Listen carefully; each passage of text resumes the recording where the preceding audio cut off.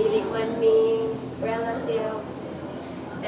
By blood, dili jud mi ano ni Papa Lloyd ni Mama Lids. Pero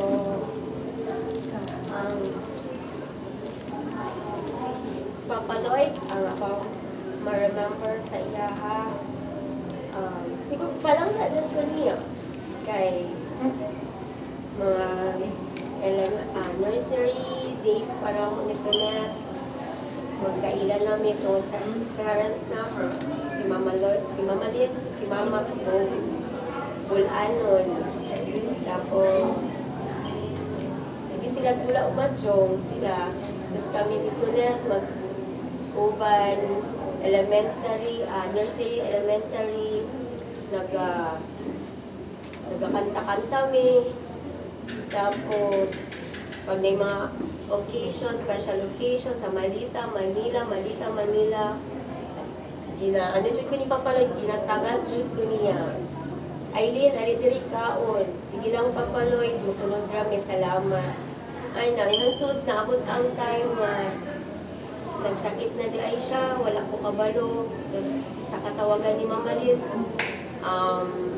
gabi na, nanawag siya sa ako ang coming na daw sila pauli ang malita kaya ako daw ang agent kay Papaloy. Wala jud ko nagduha-duha nga dili sa iyaha.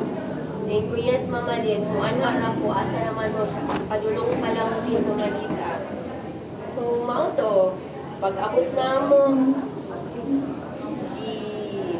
i-injection na ko siya kauban si Kate ug si Kendra kay dili man ko makalakaw ug wala si Kate kay siya man akong ginasakyan mag-drive sa motor. Then si Kendra dili po siya mabilin kay kami ra man pud tulo. So kadto tapos nagpatabang pud ko sa akong sister-in-law kay siya man ang nurse jud sa mga reseta. So daghan pa kayo ang mga tambal nga naa sa reseta. So siya ang ako ang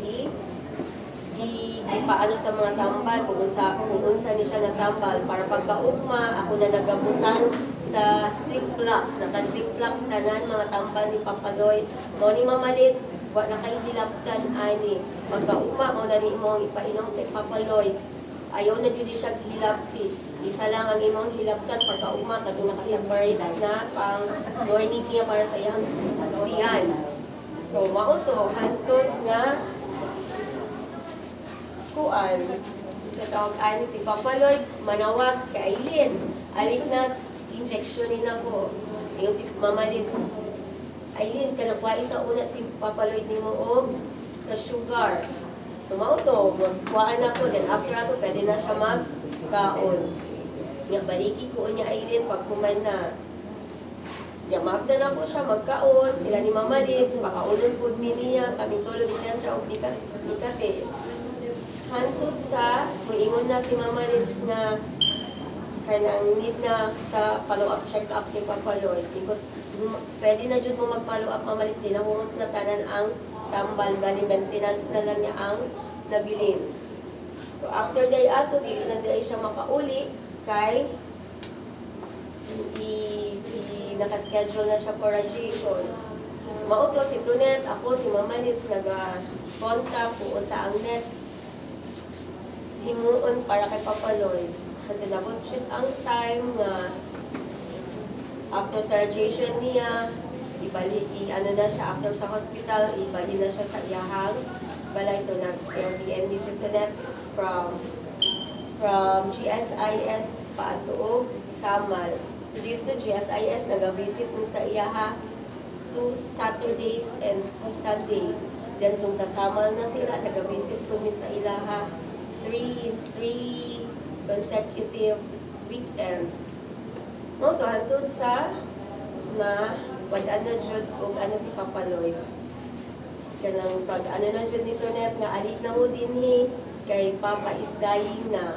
Yan ni message ko sa nga na dili sa pagkakaroon dili lang sa jud ko makaanha kay naapod ko work pero pag-abot dinhi kung naa kay kailangan wala jud ko'y duha-duha nga dili mo tabangan.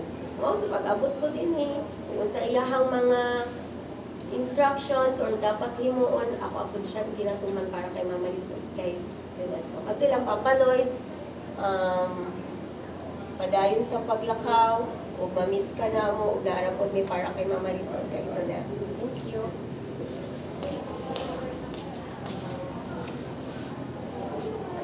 Ate, saan ti Becky?